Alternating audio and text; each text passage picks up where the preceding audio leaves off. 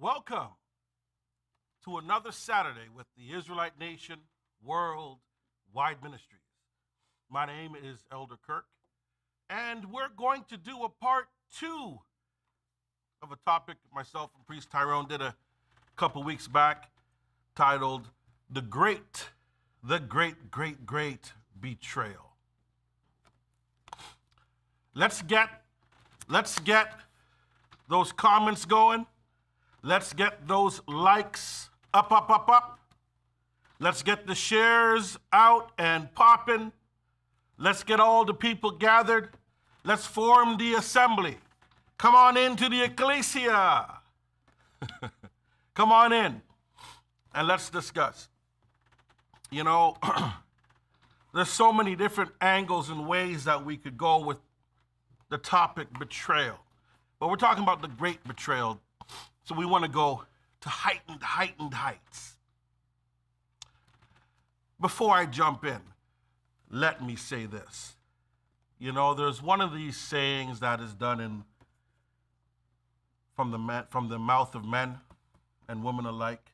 When something is done, something is wrong, and some sort of evil has been committed, rather than pointing the finger at uno, you know, we tend to say, I'm not going to say we because I don't think I've said it. If I have, forgive me. You know, the statement is, oh man, that devil got me. Man, an old thing came up from the past and the devil came back and the devil got me. Oh, he got me. And although in concept and in theory, we could probably go with that, right? We could probably understand that and massage it into something that could be almost right. But no. We gotta always point the finger at uno. We always gotta say, it is I. Man, I did that. It was me. We gotta take that onus. We gotta own it. We gotta take that sin. You know when they say take that L? We gotta take that sin. We gotta take that S. We gotta take that S. All right? We gotta take the own it, and we can't blame somebody else. We can't say the devil came upon me, the devil came upon me, and that's what happened, and today I'm okay, better because the devil's gone. The devil was here before. We can't. Let's not do that. But there are circumstances, and, you know, there are circumstances where the devil, Satan himself, the snake, the serpent himself, the evil one, does come on into the scene and enters stage left and runs amok with the situation. Priest Tyrone spoke about it last week in Ezekiel. You know, the pipes and the colors and the stone and the topaz and the diamonds and the red and the white and the purple and the blue and the colorings, the cloakings and the ornaments and the trimmings that was there to describe the love that was put into him when he was created. And also to demonstrate the height and the power that he has. And sometimes we tend to think that, you know, just like they say, you know, God's here, and he's there, and he's there, and he's there, and he's everywhere, and he's in the cupboard, he's in the closet. When I open the fridge, he's in the fridge. He's in the back seat of the car, and he's in the passenger seat. He's everywhere, right? And we know that that's not how that works. But it's also used for that evil one. You know, everybody's sin is because of him. But let's take a look at some examples of where the interaction actually is him. It is actually him that came and did something to make something go awry and run amok. Well, we know the quick story of the garden. We know the story there, so we don't need to read it, but we could just talk about it real quick. God has a plan. He does his creation. He puts Adam, he puts Eve. Who comes strolling through the avenue? Who comes down to the block to check things out? Yeah. He comes to check it out. And before he leaves, what does he do? He causes a situation of betrayal. Right? And we know the story. Even in that story, blame was casted. Blame was casted. But whose fault really was it? Right? A little down the road, God takes an assessment and he looks and he sees man, which he created with his hand, and the plans that he had for delight and pleasure, and whatever way this thing was supposed to go, however he was going to do it. He sat back and took a stock and looked.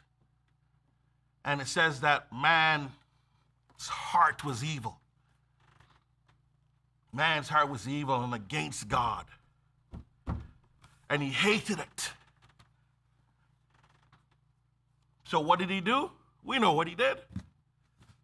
Everybody's dead, except those that can get on the ark. But who was there? All these people doing evils, all these people doing things that God did not appreciate. Where did they get it from? What inspirations was put into their ears? What imaginations, machinations were put into the minds? What? And who was the source? Come on, my good people. Simple stories, olden day tales. We know that the evil one once again ran amok. Ran amok. And we can even stop and we can go into detail because we never usually do. It's not as if the evil one stood up on the mountain and said, hey, here's how you do evil. That's not how it was done. But it was done in some instances quietly. Some inspiration in private, quiet time. While you lay down and sleep, an idea pops and the eyes open up and the light bulb goes bling. Where did this come from? The book of Judges, the book of Judges is a complete book of Israel's sins and failures. It's a complete book of Israel's sins and failures. Why? Well, it starts off with the people do good, the judge passes away or goes on to another judge, then the people do what? Say it so I can hear it over here. The people do what? And then you raise up another judge and the people do good. And then your judge goes away and then the people do what again? If you pause for a minute and you take a look at it, you see that there's an opinion. You see that there's a voice fighting against another voice. And who owns the soapbox at the moment runs the avenue. When the judge is on the soapbox and bumps off the evil one, bumps the evil one to the left, not to the right. So I think it's this way, right? TV left. Bumps to the left. The evil one gets off the box, and the judge speaks the words of the God of Abraham, Isaac, and Jacob, and says, come towards life. Lift up the things that are good. Praise the name that is holy. Do the things that are right in the eyes of God. That's what you do. And the soapbox works, and it works, and it works.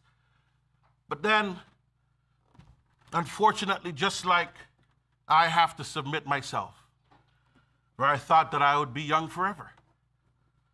Albeit I look it, I am not.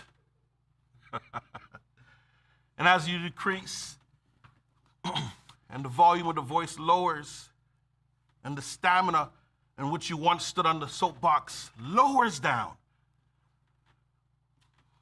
what happens? The guy that you bump to the left bumps the judge to the right, and the evil one stands on the soapbox. And the new generation listens to the evil one. And over and over and over and over. That is the book of Judges. You see, the evil one, and I'm dubbing him the evil one, or as Elder Michael would call them, the Hellboys. The Hellboys, their duty and their task, it's almost as if it's their joy, is tunnel vision, focus. Let's disrupt God. I didn't say Israel. Let's disrupt God. How? Every step of the way we're going to be there. We're going to kick dust up. We're going to kick people off the soapbox. We're going to fill the minds with wise inspiration. We're going to tell people of spiritual things. Look up. You see the moons and the stars? We're going to teach you some things about those. We're going to let you look at the moon, and the moon moves in a certain direction, and when it moves in that direction, it means this. We're going to allow you to go and kill a chicken. No offense to anybody who has done this, for I know you have. Kill a chicken, spill a little blood, and pray and hope that she loves me. Pray and hope that she loves me, and she would love me forever.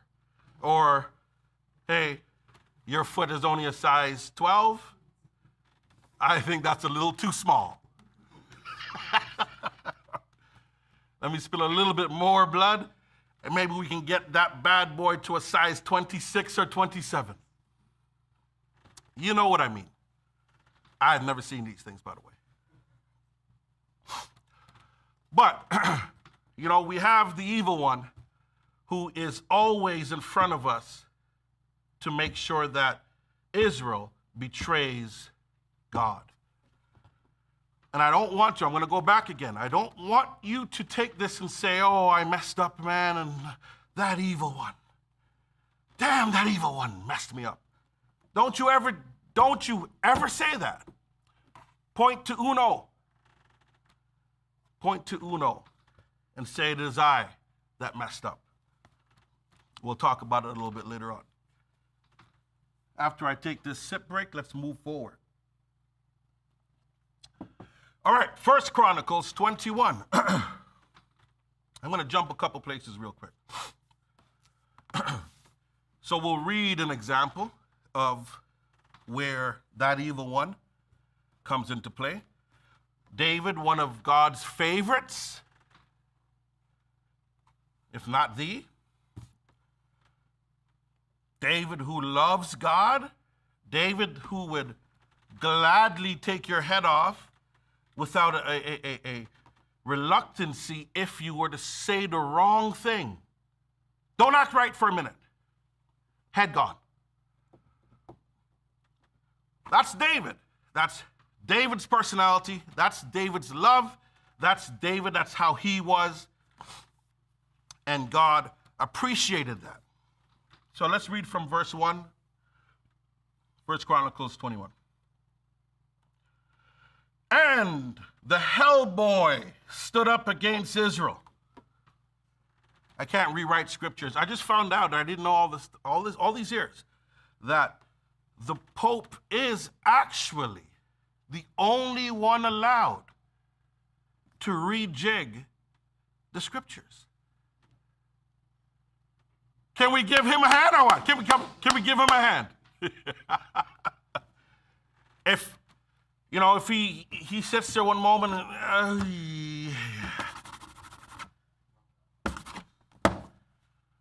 he has the authority. Fix your face, Elder Brian. Fix your face. And Satan stood up against Israel and provoked David to number Israel. So within the law, there's a law that says, do not number Israel. Do not go and count. Don't do a census. Don't do it. Why? You can't. When you look over and you see 3 people, you don't know if there's 3 or there's 10. You can't see who's there, who's not there. You don't do it. Don't insult anybody. Don't say, oh, there's 2 there. You don't know nothing. Don't do it. That's how we roll. That's how the family rolls. Right? Don't do it. So don't number Israel. And Satan stood up against Israel and provoked David to number Israel. Isn't it interesting that it says that he stood up against Israel? Isn't that interesting? Why? Because this action would affect Israel. And David said to Joab and to the rulers of the people, hey, guys, go number Israel from Beersheba even to Dan, and bring the number of them to me that I may know it. Go count, do the census for me. And Joab said, the Lord make his people 100 times so many more as they be. But my Lord, the king, are they not all my Lord's servants? Why then does my Lord require this thing? Why will he be a cause of trespass to Israel? Nice and poetically said. With humility. Lord, I hear you. I hear you, but if he was to speak bluntly, I don't know about that one. I don't know about that one. I hear you, but I don't know about that one. I don't know. I've followed you all these years. We've done many different things and lots of things. I've seen prophets come, prophets go. I've seen all sorts of miracles. We've won wars, valiant wars and all that. But this request here, it's a trespass, right? But it's said humbly because you can't just disrespect the king. Nevertheless, the king's word prevailed against Joab. Wherefore Joab departed and went throughout all Israel and came to Jerusalem. And Joab gave the sum of the number of the people unto David. And all they of Israel were 1,000, 1,000, and 100,000 men that drew sword. And Judah was 400, 310,000 men that drew sword. But Levi and Benjamin counted he not among them, for the king's word was abominable to Joab.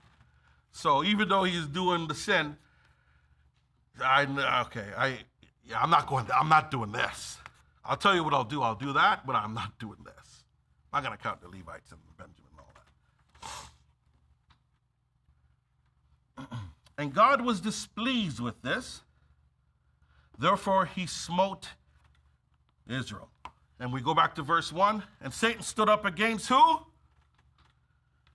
And Satan stood up against who? Satan stood up against Israel and provoked David to number Israel.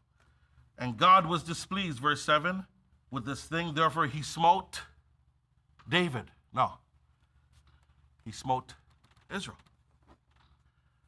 And David said unto God, I have sinned greatly because I have done this thing.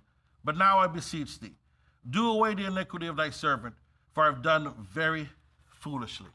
And you could read the remainder of this story. It's a fascinating story to see what happens. But what happens? You know, that spoiled brat, the spoiled brat who comes down whenever, there's activity. Sorry, he doesn't come down. He comes around whenever there's activity and interjects and peekaboos and see what's going on over. What's that? What are we doing there? We're creating somebody. All right, what's going on over there? Okay, all right, I see that. What are you guys doing here? You're in the land. You got your own land. What are we doing here? Oh, okay, you got a tent. Okay, all right, candlesticks. I see colors. Wait a second. I see a red, white, purple, blue, like Priest Tyrone read last week. I see you guys putting up, but those are my colors. Those are my colors. Wait a second. Well, what's that on the breastplate? Topaz and...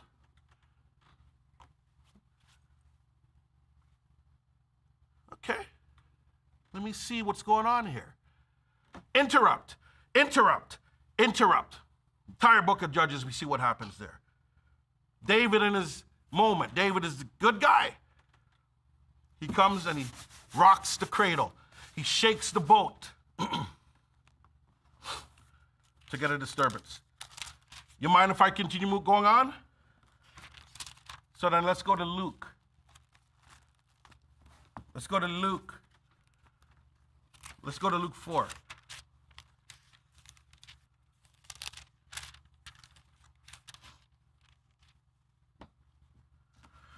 Okay. There's a lot of meat here. And there's so many, I'll take this moment. I'm going to take this moment because I was reading it and I called Eldon and I asked him a question. And the answer, it opened up a whole new thing. Every time, this book is tremendous. It really is. And how many times have I read Luke 4? How many times have I read Luke 4? How many lessons have been done? It's incredible how you keep peeling the layers and there's more and there's more and more. Am I going to tell you that more? No, not right now. I just wanted to kind of get you salivating a bit. But it's incredible.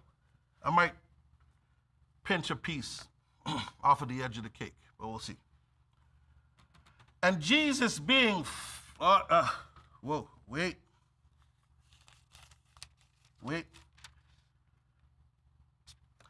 And Jesus, being full of the Holy Ghost, returned from Jordan. So we're in Luke 4, verse 1. And was led by the Spirit into the wilderness. Picture this. Listen to each word carefully and picture what's happening here. And Jesus, being full of the Holy Ghost, returned from Jordan and was led by the Spirit into the wilderness, being 40 days tempted of the hell boy. So, question number one. Let's go. So let's direct. Can we get this camera here? And this camera, we're going to dedicate this camera for our friends, the Christians, right? Because this is a question I want to ask. So this camera to our friend, is that the right camera or the left? That's the right? Let's go left. I'm sorry, I'm being let's go to the left camera. Let's reserve the right for some other friends. So the left camera. So, Jesus, being full of the Holy Ghost, returned from Jordan and was led by the Spirit into the wilderness. So we just know he just got baptized, right? Being 40 days tempted of the devil. 40 days tempted of the devil. Are you telling me that God is being tempted by the devil?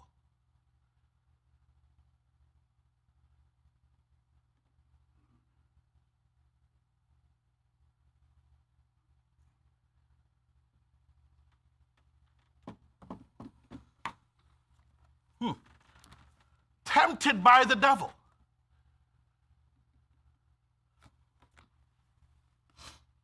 It's craziness. It's crazy talk. But just pay attention. Being 40 days tempted of the devil, and in those days he did eat nothing, and when they were ended, he afterward hungered. Culture is wonderful what we do. And it's parallel. Those of us that have gone through this, and those of you to come, scripture is going to mean a whole lot to you in times to come. But you're hungry, baptized, fasted, temptation. In this case, the hell boy arrives and starts tempting him.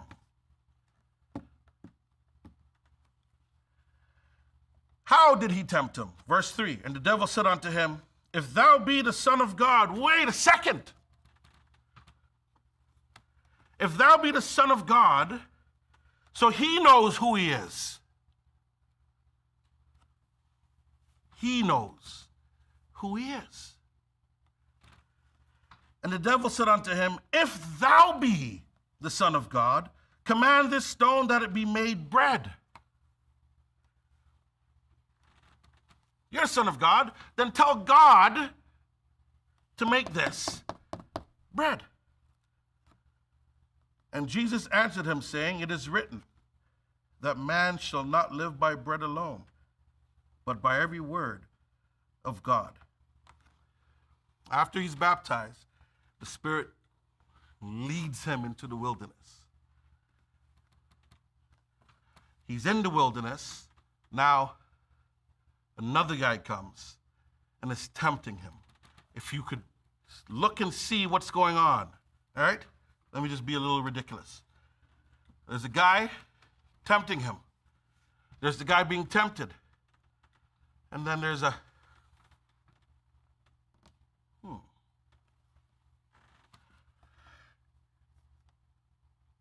5 says, and the devil, taking him up into an high mountain, showed unto him all the kingdoms of the world in a moment of time.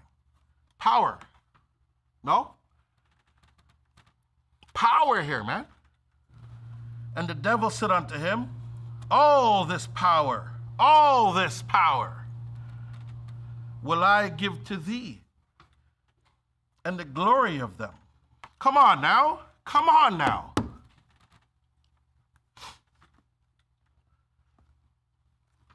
How can you give the owner of a home the keys? How could you tempt the owner of the home to give you the master bedroom? How are you going to meet me and I own my car and you're going to say, hey, if you do this for me, I'll give you your car keys?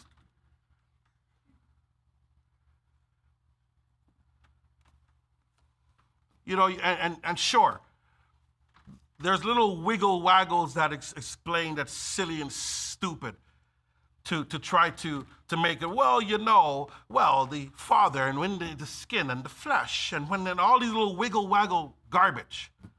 Just read. Just read. And the devil said unto him, all this power will I give thee, and the glory of them, for that is delivered unto me, and to whomsoever I will give it. Is he lying? Is he lying? The hellboy is saying, here's the deal. I'm going to give you all this.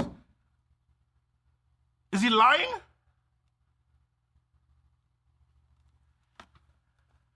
If thou therefore wilt worship me, all shall be thine. Come on now. Worship me, and all this will be mine. You're thine, sorry. And Jesus answered and said unto him, get thee behind me, Satan, for it is written, thou shalt worship the Lord thy God, and him only shalt thou serve. Those are good answers. Those are good responses. Those are great responses. I wonder what type of answer would Michael give? Archangel Michael. Or Elder Michael. I wonder what type of answer a Gabriel would give. Or an angel that stands in the presence, what type of answer they would give. I wonder if it's even worth the hellboy testing them with these questions. All right? Because it's laughable, it's foolishness. I'm going to give you all this if you bow down to me. Everybody just starts, it's a Barney Rubble laugh, right? It's hilarious, right? But now you have the Christ.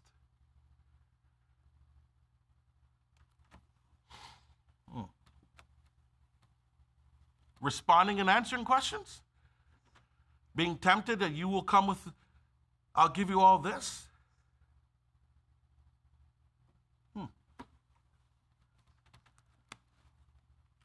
Another topic, another day, for those greater than I.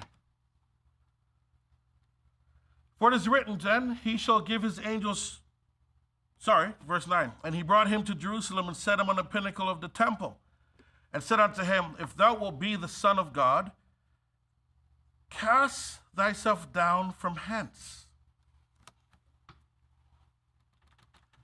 What is he telling him to do? Huh?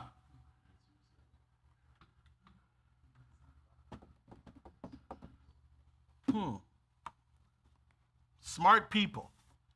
Smart people. Cast yourself down. Took him up high up. Hop, jump. Ready? Ready. 1, 2, 3, go!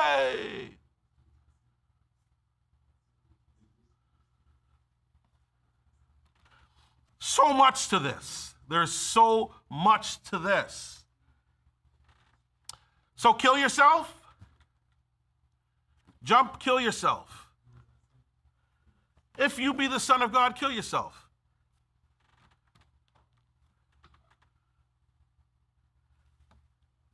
Can you have this discussion? Can you have this discussion with Michael and Gabriel and other high authorities who stand in the presence of God? Hey, jump and kill yourself. Michael, kill yourself. Can Michael kill himself?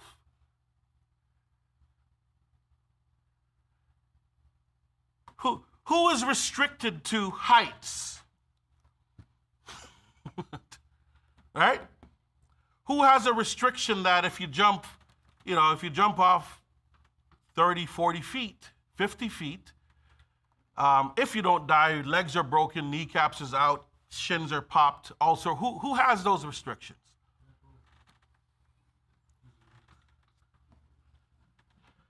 The one written about in John 1?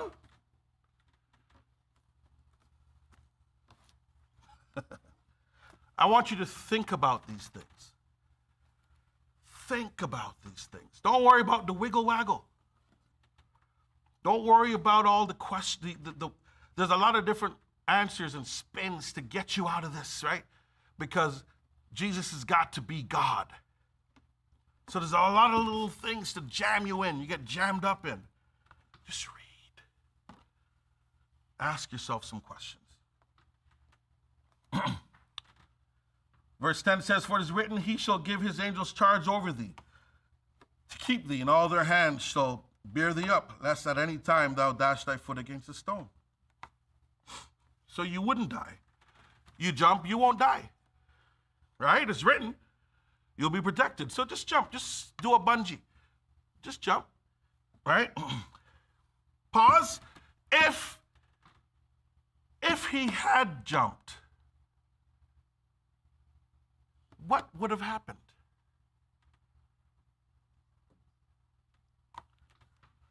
And Jesus answering said unto him, it is said, thou shalt not tempt the Lord thy God.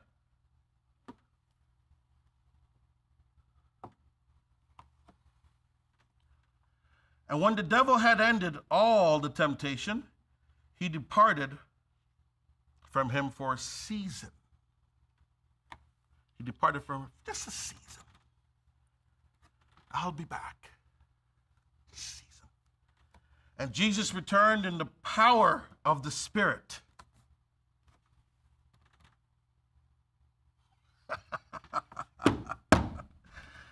And Jesus returned in the power of the Spirit into Galilee. And there went out a fame of him through all the region round about. And he taught in their synagogues, being glorified of all. Lurking around and walking in the woodworks, peeking here and peeking there,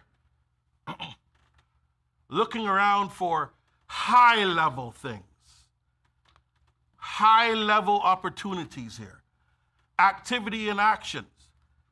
His eye is caught, I'll tell you this, his eye is caught by those that are brandishing the colors that he once had. I'll tell you that. Those beautiful stones that he was created or adorned with, that Priest Tyrone read last week or a couple weeks ago. They're there.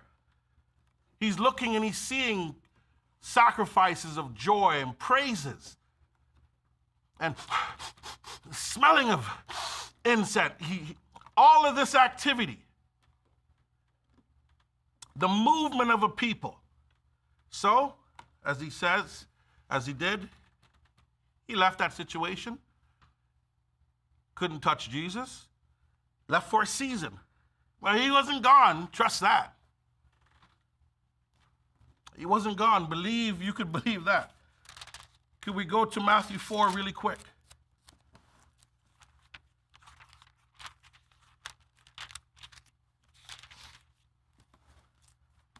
Matthew 4 from verse 18.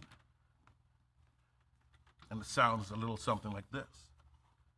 And Jesus, walking by the Sea of Galilee, saw two brethren called Peter and Andrew, his brother, casting a net into the sea.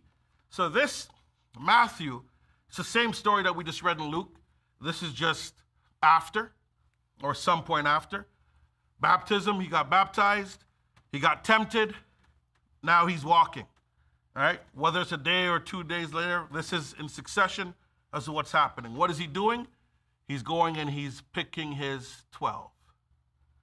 And as it says, after that moment, he got taken, led by the Spirit, went through his temptation, and the Spirit led him out. Spirit's leading him, waxed in the Spirit. Now he's walking. By the Sea of Galilee, he saw two brethren, Simon, called Peter, and Andrew his brother, casting a net into the sea, for they were fishers. And he said unto them, follow me, and I will make you fishers of men. And they straightway left their nets and followed him. Boom. This is highly spiritual. Highly, highly. And going on from thence, he saw other two brethren, James, the son of Zebedee, the son of his brother, in a ship with Zebedee, their father, mending their nets. And he called them, and they immediately left the ship and their father and followed him. And Jesus went about all Galilee, teaching in their synagogues and preaching the gospel of the kingdom, and healing all manner of sickness and all manner of disease among the people. And his fame went throughout all Syria, and they brought unto him all sick people that were taken with divers diseases and torments, and those that were possessed with devils, and those which were lunatic, and those that had a palsy, and he healed them. And there followed him great multitudes of people from Galilee, and from Decapolis, and from Jerusalem, and from Judea, and from beyond Jordan. And they followed along. So the people followed. The assembly grew and the people followed. The fame grew and the people followed. Who do you think was around the bend taking peek and stock of what's going on? Who do you think was around the corner analyzing and checking in the data to see what's really what and what's going to happen? And possibly who's the weak link? My first attempt flopped. Because I could not get Jesus to bow. And I couldn't get him to hop off and to jump. He wouldn't do that. He won that one. But he left for a season. I'm still around. Why? Because when he woke up that morning, all he wanted is for Israel to betray God. The busyness of the day was for Israel to betray God. And let's start off with, like I said, the heights of Jesus. Let's go to Luke 2:2. Come down the home stretch. I want you to prepare. Priest Tyrone's coming up in about 20 minutes or so. So we're going to close out with this scripture. We're going to take it nice and easy, and we're going to dig into it and see what type of gems come out. Because there are gems. All right, so Luke 22. Now, the feast of unleavened bread drew nigh, which is called the Passover. And the chief priests and the scribes sought how they might kill him, for they feared the people. The him is Jesus, as you know. Verse 3 says, then entered Satan into Judas. We've seen that before, no? We saw that before. I understand why, people will lean on when they do their ills and their wrongs, and me included. Let me not say people. When we do our ills and our wrongs, we want to lean and say, oh, that devil. Right? The devil made me do it. Right? Oh, the devil, ooh. Right? It's almost like it excuses you. Yeah. Right? It excuses you. The devil did it. If it wasn't the devil, then I would not have done it. Right? These are all things that you don't see, right? But we're human beings. And we see all of the connections. And we see the hellboy failed in trying to get Jesus on his side. Jesus goes to grab more. That cannot please him. There's no way that was a good look. There's no way that he appreciated it. There's no way.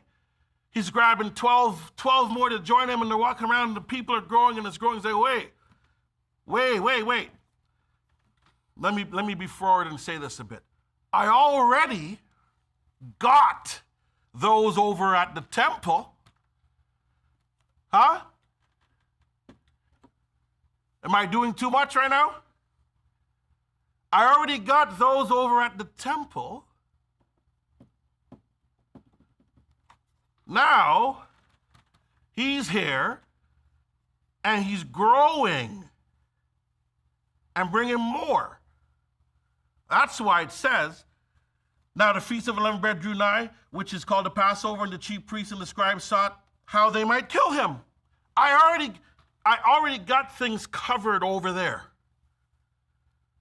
We already got things bubbling. I have a pot bubbling over there that you could hear the lid. But that's outside.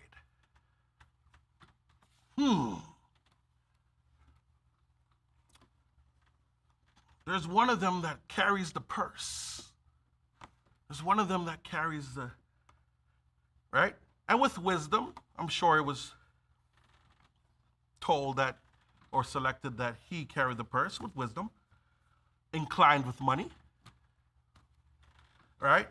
We'll duplicate and double the money and make sure the money goes towards whatever it is that they need to do. And there should be no betrayal there. A treasurer of sorts, secretariat of sorts.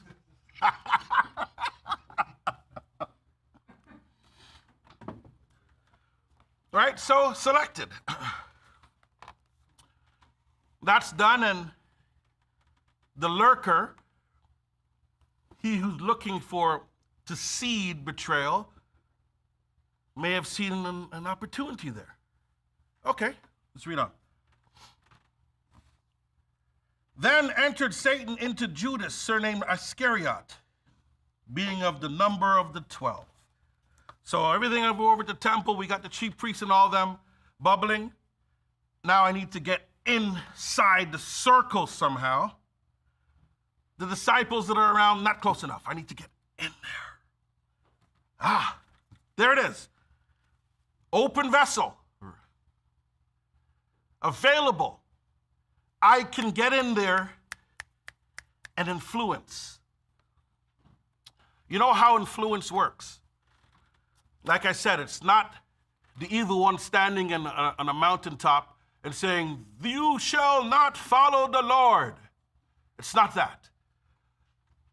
It's little whispers, it's little ideas, it's little things. It's people who write books with ideas. It's television programming, it's radio programming, it's music. It's visual arts. Be free, do as you want. Do what you need to do. Don't be bogged down. Don't be trapped. Be open. There is more than one way. Who wrote the Bible anyway? All sorts of different things. Inspiration comes from all sorts of different avenues. Verse 4, and he went his way and communed with the chief priests and captains how he might betray him unto them. And they were glad and covenanted to give him money. Right? It makes sense. One who really couldn't care less about money, you couldn't buy them. You couldn't. Can't buy them. But this one could be bought. Maybe a strength which became a weakness. And he promised and sought opportunity to betray him unto them in the absence of the multitude. Then came the day of the unleavened bread, when the Passover must be killed. This is such an amazing scene that should be on film the way that we would do it, right? So that you could see. You got to put the seen and the unseen there. You got to put all the eyes and everything that's being done. You got to see that, right? While they're sitting there. You got to see this. The evil one has arrived. Even before he entered, he was there looking, peeking, and seeing, waiting for the moment.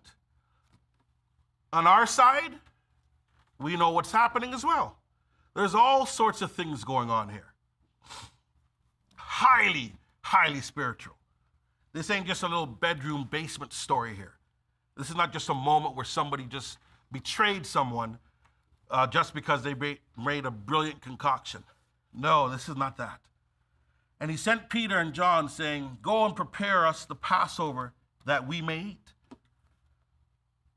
And they said unto him, where wilt thou we prepare? And he said unto them, behold, when ye are entered into the city, there shall a man meet you, bearing a pitcher of water. Follow him into the house where he entereth in. How does he know this? There's a lot of activity that's going on here. Right? Lots of different things going on. Lots of dreams, lots of I seen this, I feel this, I think this should, a lot of stuff happening.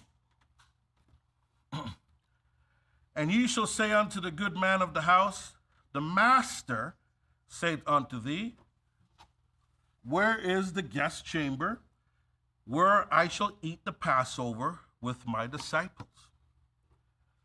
And he shall show you a large upper room furnished. There make it ready. It's already planned. And they went and found as he had said unto them, and they made ready the Passover. And when the hour was come, he sat down and the 12 apostles with him. This is awesome, you know? Sitting there waiting and you know what's going to unfold. You know that you must be betrayed. Yet you're not saying anything. And you're watching all the movement. You're saying who's whispering to who's slipping out, going out late and coming back, and the purse is a little heavier. All right? You're seeing you got, you're oh, look at you, man. Everybody here got the gowns from Sister Mary down at the shop. Well, you got the gold and purple gowns from Priest Tyrone. From Natasha up at the top, you got the gold and the purple gowns. What's really happening? What's going on? You're looking good. Judas, you're looking good, man. You're looking good. You got a business on the side? What's up? What are we doing? Of course, Judas will say, oh, the Lord blesses well. The Lord blesses well, right?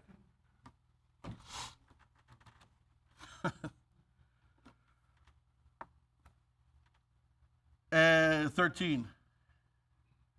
And they went and found, as he said unto them, and they made ready the Passover. And when the hour was come, he sat down, and the 12 apostles with him. And he said unto them, with desire I have desired to eat this Passover with you before I suffer. This is an important thing that we do here. Before what needs to be done is done, I need to sit with you guys. For I say unto you, I will not any more eat thereof until it be fulfilled in the kingdom of God. And he took the cup and gave thanks and said, take this and divide it among yourselves. For I say unto you, I will not drink of the fruit of the vine until the kingdom of God shall come. And he took bread and gave thanks and brake it and gave unto them, saying, this is my body, which is given for you. This do in my remembrance of me. So what really happened here was this was the end of the Passover. No more Passovers after this. This is communion. We drink wine, we drink bread, and we drink in his remembrance. And of course, I'm pulling your leg here. This is at the Passover, and he said, I desire to eat with you guys, and it's a moment that they're having here. A lot of things is happening. Could you imagine what he's seeing going on? Could you just imagine what he's seeing? What's happening? The movement, all the things that's going back and forth, and over there may be some angels. No one can see this. There's some angels over there watching, right? So some more watchers over there. You got the Hellboy and maybe a couple of his guys over that side. And all this thing is bubbling up. Over at the temple, right? He's got them all stirred up. They're ready. All they want to do is kill Jesus. That's all they want to do. He's got them amped up. And now he's got this avenue in their hair, and he's sitting there. The man that's going to go through this is sitting there, and he's just being quiet, just watching. Just look, standing there. Satan enters, right? Everybody's there looking, and he just kind of goes, right? Shh, right? Doesn't need to be said. I know what the deal is. They don't know yet, but come, let's eat.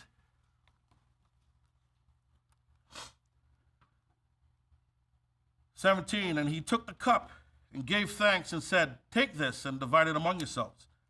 For I say unto you, I will not drink." Well, we read that. Let's go down to 19. "And he took bread and gave thanks and brake it and gave unto them, saying, this is my body, which is given for you. This do in my remembrance of me. Likewise, also the cup after supper, saying, this cup is the New Testament in my blood, which is shed for you." Could you imagine what they're listening to? Right? Like, what? The bloodshed, what happened? This is the blood in the test. Where are you going? What are we talking about here? All right. All right, he looks over again, and he sees Judas, and Judas is gone. Right? Judas is there, but Judas is gone. "But behold," 21, "the hand of him that betrayeth me is with me on this table." Ooh. Right? What? Right? What? Yeah. "The hand of he who betrays me is right here." No, talking of this. What? "And truly the Son of Man goeth, as it was determined, but woe unto the man by whom he is betrayed." And they began to inquire among themselves which of them it was that should do this thing. And there was also a strife among them, which of them should be accounted the greatest. My mind went 100 different ways when I read that scripture too. I think I'm going to leave that for another lesson, which is another day. "And he said unto them, the kings of the Gentiles exercise lordship over them, and they that exercise authority upon them are called benefactors.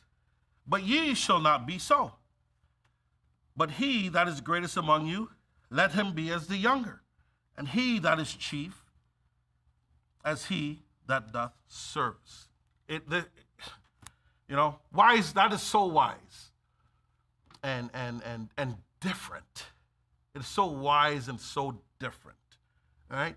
It doesn't matter rank, who's what, whatever. At the end of the day, the greatest is to be the servant. For whether is greater, he that sitteth at meat, or he that serveth? Who's greater? Is not he that sitteth at meat? Of course. He who's sitting down and getting served, this is the greater. But I am among you as he that serveth. Wonderful. And that means so much, you know? That means so much. I am here with you like one of you. I'm here amongst you like one of you. Ye are they which are continued with me in my temptations. And I appoint unto you a kingdom, as my Father hath appointed unto me. This whole time, Judas is there. What's he thinking? How's he feeling?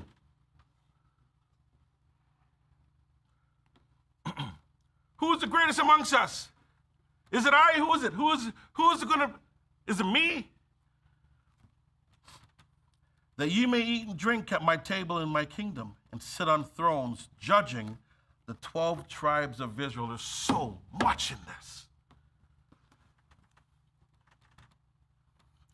But I have prayed for thee, that thy faith fail not. When thou art converted, strengthen thy brethren. And he said unto him, Lord, I am ready to go with thee, both into prison and to death. It's Peter. I'm ready. Whatever the case is, I'll do it. And he said, I tell thee, Peter, the cock shall not crow this day before that thou shalt thrice deny that thou knowest me. We're running down to the end of the clock here. And he said unto them, when I sent you without purse and scrip and shoes, lacked you anything? And they said, no, we lacked nothing. You're right. We were good. We were solid. Then said he unto them, but now he that hath a purse, let him take it, and likewise his scrip. And he that hath no sword, let him sell his garment and bury one. For I say unto you that this is written must yet be accomplished in me. And he was reckoned among the transgressors for the things concerning me. An end. And they said, Lord, behold, here are 2 swords. And he said unto them, it is enough. And he came out and went as he was wont to the Mount of Olives, and his disciples also followed him. And when he was at the place, he said unto them, pray ye, enter not into temptation. And he was withdrawn from them. But a stone's cast and kneeled. He just moved a little further away from where they were at, saying, Father, if thou be willing, remove this cup from me. Nevertheless, not my will, but thine be done. And there appeared an angel unto him from heaven, strengthening him.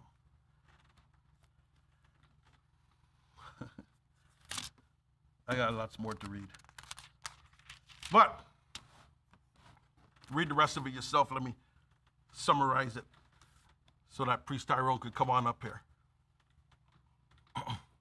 So he gets taken by way of his weakness, Judas, by way of his weakness. That's the way that he could enter into the tight circle, the tight-knit circle. He goes and he runs a deal that, here, come with me, the one you see me hug and kiss, grab him, for that is he. That's the one you gotta kill. Pay me my money. Now pay me my money. That's it. That's all that I need. This whole time he's there, right? Jesus, I'll say Jesus is there. The Christ is there watching and sees all that's going on. He knows what's up. Says nothing. They come in, they grab him, they take him, and you know the rest of the story. You know how it ends. Yes, this story was supposed to take place. It was supposed to happen. And it had to happen by way of betrayal. It was easier to happen by way of betrayal. It was simple for this to take place by way of betrayal. It was so simple by way of betrayal that the end of the story would come the way it was supposed to. Do not blame Do not blame the devil. Do not say it is the devil that did it. For it is our own weaknesses that allows foreign entities to come on in so that we could do our own betrayals in our own capacities. Part A of part 2. Part B of part 2 will be Priest Tyrone. Thank you very much.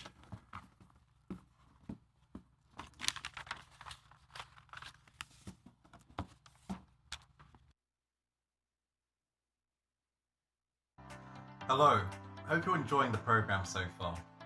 We're excited you've joined us for today's event. If this is your first time, please go ahead and hit the subscribe button. And don't forget to click the notification bell to be kept up to date with all the latest news. Also, take a second to like, comment, and share our videos. That's right, like, comment, and share our videos. We would really appreciate that. Also, we are really passionate about sharing our Israelite culture and would welcome your generosity in helping us to reach more people. So please feel free to leave us a donation. If you would like to learn more or are thinking about joining us, then please go ahead and fill out the form in the description box below, and a member of the Welcome Committee will be in contact. Thank you so much for your time, and I leave you with peace, love, truth, prosperity, and power. Good afternoon. Thank you very much, Priest Kirk. Let us begin with Psalms. Blessed is he that considereth the poor. The Lord will deliver him in time of trouble. The Lord will preserve him and keep him alive, and he shall be blessed upon the earth. And thou wilt not deliver him unto the will of his enemies. The Lord will strengthen him upon the bed of languishing. Thou wilt make all his bed in his sickness. I said, Lord, be merciful unto me and heal my soul, for I have sinned against thee. Mine enemies speak evil of me. When shall he die and his name perish? And if he come to see me, he speaketh vanity. His heart gathereth iniquity to itself. When he goeth abroad, he telleth it. All that hate me whisper together against me. Against me do they devise my hurt. An evil disease, say they, cleaveth fast unto him, and now that he lieth, he shall rise up no more. Yea, mine own familiar friend, in whom I trusted, which did eat of my bread, hath lifted up his heel against me. But thou, O Lord, be merciful unto me, and raise me up, that I may requite them. By this I know that thou favourest me, because mine enemy doth not triumph over me. And as for me, thou upholdest me in mine integrity, and settest me before thy face forever. Blessed be the Lord God of Israel, from everlasting and to everlasting.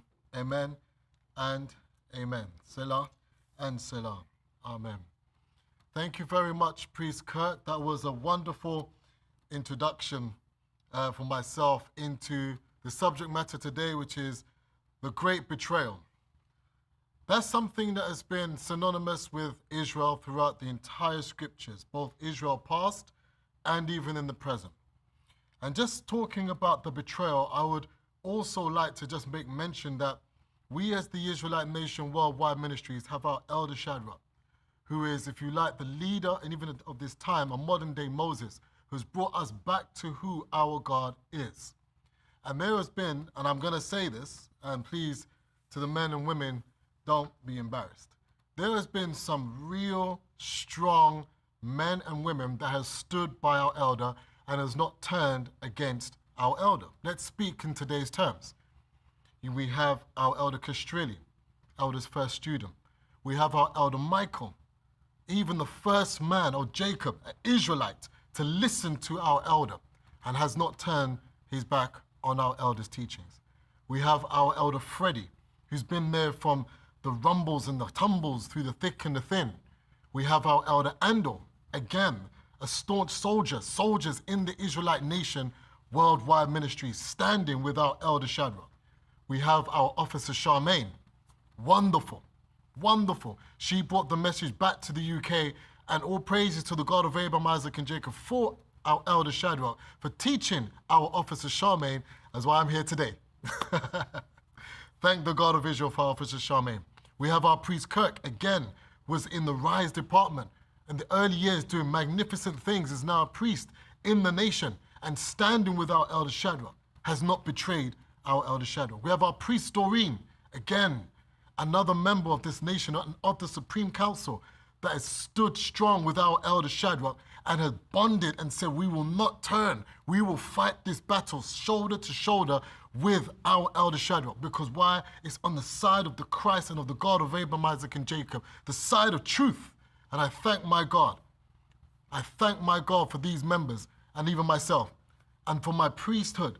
Those that I looked up to in the UK, our elder Freddie, our priest, our elder Andor, elder Michael, all the Supreme Council members, and listening to the messages from when I was young, growing up in the nation. I remember the first video I saw of the nation was of the Journey play. I said, wow, this is good. And I was watching it. And I see those past, present, and even those in the future. And I see those names I've mentioned still in the nation, still burning the 7-branch candlestick, still fighting on the side of truth, still being resistant to anything that's going to pull them away, because to pull you away from our God, and even our elder Shadrach is pulling you away from the Christ and ultimately the God of Israel, even as Elder Kirk had described. Everything is to fight and to betray the God of Israel, and they will use that spirit, that unseen, as Elder Michael had quoted, the Hellboys, and they're out in their droves and their thousands and their trillions, however much they are, and planning, how can I get this one? You're too close to our elder Shadrach. Let me try and pry you away, because if I do, I can break the foundations of the nation, and then they will all turn against the Christ. Job well done. Well, in this time, I'm grateful to those strong members who I've just mentioned of the Israelite Nation Worldwide Ministries. And if you're in the chat room and you've heard it, please light up a fire for every single member of the Supreme Council. Every single member, because they are fighting daily to keep this nation with our elder Shadrach going, and even the spouses as well, to stand with them, because it's a joint affair. And even our leaders worldwide who've also said, we will stand with you. The branch leaders in New York, New Jersey, the branch leaders in Atlanta, the branch leaders in the UK, the branch leaders all over that stands with our elder Shadrach. This is very important to understand, because what we're reading is how they want us to betray our God. And in order to do so, betray the leadership.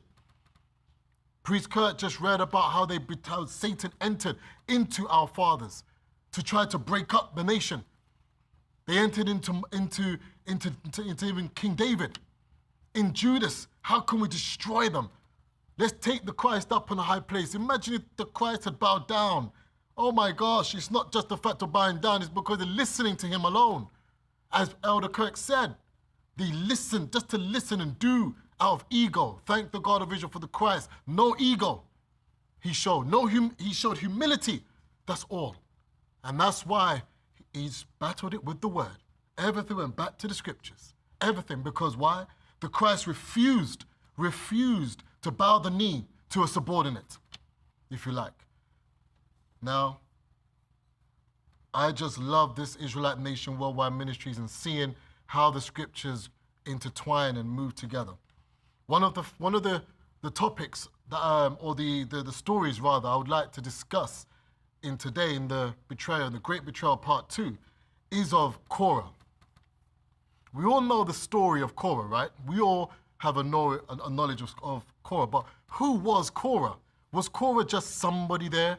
Well, let's find out who Korah was, because you see, during the time, that era in the book of Numbers, they were walking around in the wilderness. And during the time of the wilderness, there was a lot of things happening, rebellion, murmurings, fighting in the wilderness. There was a lot of talking, there's a lot of destruction. There was a lot of turning against Moses and Aaron. There was a lot of, how can we go back to Egypt and worship this God of the dead? How can we go back and eat sweet meat, as they said, in the place of the dead? But now Korah was one of the 4 of Korahs that were mentioned. There were 3 before him. This is number 4 Korah mentioned. But who was Korah? Let's get some background. He was the grandson of a Levite called Kohath. That's who he was. And there was a responsibility of that particular family in terms of the tabernacles, what they needed to do. He was a minor, as it were. Nonetheless, he had a job to do in Israel. Let's read his story. So let's, just a few verses of his background. Let's turn to the book of Numbers, chapter 3. And I'm going to read from verse 27. And this is, if you like, the duties of the family, of his family, which were all Levites, because you see, Moses had outlined what they were supposed to do. So Korah wasn't just some guy that decided to rebel. He wasn't just somebody that was from Egypt and just came into the nation the other day. This was home. This was somebody close to Moses, if you like, and the family, a Levite even, the same family. Moses was a Levite. So let's see what Kohath did. Just a few verses so you understand when you read the story of Dathan, of Korah and his companions, which were also Israelites from the tribe of Reuben, both of them. So let's read. So Korah is a Levite. Now let's read. It said, and Kohath was the family of the Amorites, and the family of Israelite, and the family of the Hebronites, the family of the Israelites. They are the families of the Kohathites. So Korah's father was Izhar, I-Z-H-A-R, Izhar, a Levite. In the number of all the males from of the month old and upward were 8,600, keeping the charge of the sanctuary. So that was his job. The families of the sons of Kohath shall pitch on the side of the tabernacle southward, and the chief of the house, the families of their families, the families of the Kohathites, shall Elihahan, the son of Uzziel, and their charge shall be the ark and the table and the candlestick and the altars and the vessels of the sanctuary wherewith they minister, and the hanging and all the service thereof. And Eleazar the son of Aaron, the priest, shall be chief over the chief of the Levites, and have the oversight of them that keep the charge of the sanctuary. So this is what Korah's family, if you like, his responsibility was. He wasn't a priest, as it were. He was in charge of items within the sanctuary. You see, let's see who Korah really is. He's somebody. He's, as they say, you red eye. It's not enough that you're doing this, you want more. Let's read into the story of not my friend, Korah. I think it's Elder Brian's friend. So let's read Numbers 16. And I'm going to read from verse 1. It says, now Korah, the son of Izhar, the son of Kohath, the son of Levi, and Dathan and Abiram, the sons of Eliab, and On, the son of Peleth, the sons of Reuben, took men. So you're looking all Israel. Dathan and Abiram are from the tribe of Reuben. Korah, again, Levi. So we understand his duties. Let's understand what's happened. We just read what his duties were and his family was. It wasn't enough. And they rose up before Moses with certain of the children of Israel, 250 princes of the assembly, famous in the congregation, men of renown, leadership, importance, people that can make decisions. People that can make decisions. Where do we hear this before? If you read The Great Betrayal or watch The Great Betrayal, number one, you would see what happened up in heaven. That when there was a war in heaven, and that Hellboy leadership, he took a third of heaven angels. Who were they? Who were they in heaven? To go and now manipulate the rest and bring them all together. The same spirit. It is the same spirit working. It never stops. It doesn't stop, even to this day. Let's read on. And they gathered themselves together against Moses and Aaron. You see, you have to understand something. What were they doing in heaven? They gathered themselves together against who? The Christ and the God of Israel, a representative on earth. Moses and Aaron. Let's read it for what it is, understand what's taking place here.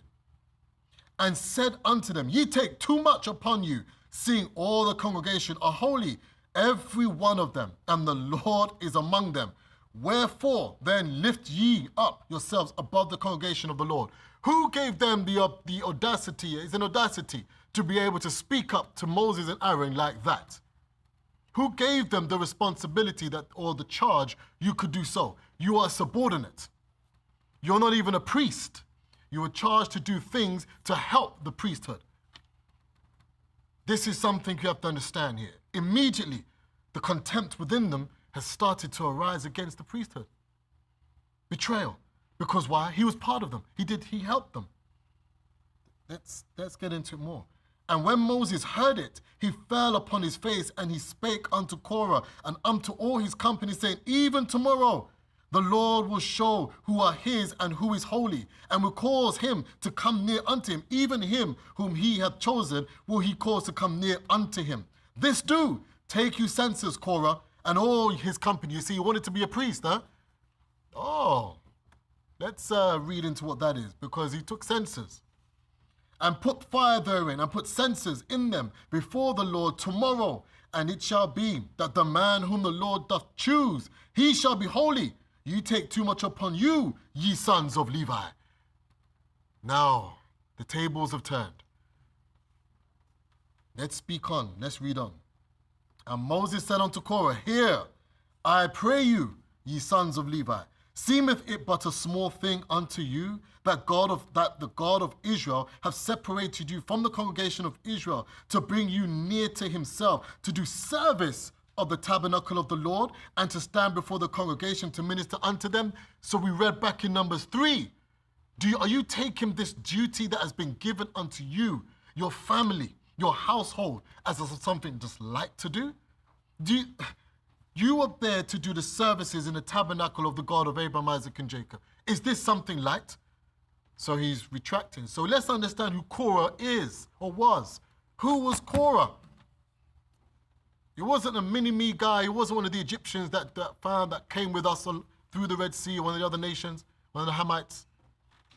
He wasn't. He was an Israelite. Someone close to Moses and Aaron, because they did the services, that knew the intricacies of the tabernacle. It said they were there with the candlestick, by the altar. Understand it. Understand what it is. This is someone who was supposed to be trusted, someone that knew the secrets, someone that understood spiritual things. He was that close to Moses. Let's get into it now. Let's see it for what it is. And it said, verse 10, and he hath brought thee near to him, and all thy brethren, the sons of Levi, with thee, and seek ye the priesthood also? So you understand what he wanted. So he wasn't a priest, but he was someone that he was there to help the services and setting up and the tabernacle, but he wasn't a priest. But he wanted now, you guys are getting too much, you're too big on yourself. Everybody respects you. Now, I want to be a priest too. I want that. It's not enough that my family, I want more. Who does this sound like? Who does this sound like in heaven? Who wanted to ascend above the stars of God and be like the Most High for what? Heaven to bow down to him. It wasn't enough that he was what? The covering cherub. It wasn't enough or the anointed cherub with all precious stones and jewels and pipes within him, and his beauty was beyond. When he spoke, everybody commanded and listened to him. He was favored. He walked upon the mountains of God. It's not enough for him. Now, he wants to be God. Who does Dathan sound like? Korah sound like? What spirit is working with Korah? As Priest Kirk said, they're around and about, always in the background, infiltrating, trying. How can I get him in? How can I, let me raise him up, pump. You understand what that is? In the book of Ezekiel, Isaiah talks about thy pomp or thy pompousness is great. Let's read on. For which cause both thou and all thy company are gathered together against the Lord. You see, it wasn't against Moses, he said, against the Lord. Everything is trying to go against the God of Israel. Every action, read it for what it is. We read the scripture so many times, but there's so much in it. We miss. And it said, and what is Aaron that ye murmur against him? Like, Aaron is probably the most meekest one in here. He's trying it. Well, Moses was known as the most meekest man. But Aaron is there. He's to do what needs to be done. He's not rising up himself against anybody. You're murmuring against him also? What's going on? And Moses sent to call Dathan and Abiram, the sons of Eliab, which said, we will not come up. Imagine the disrespect. Could you imagine the disrespect? The leader of the nation, the Spirit of God is upon him. Even our Elder Shadok, and Elder Shadok gives you a phone call. Now we have a phone call, right? We have a phone. Hey, could you come and see me? I'm not coming, Elder. What kind of rudeness is that? Huh? I don't understand those things. When you respect your elders, reprimanded or not, good or bad, you will not come up. Oh, okay.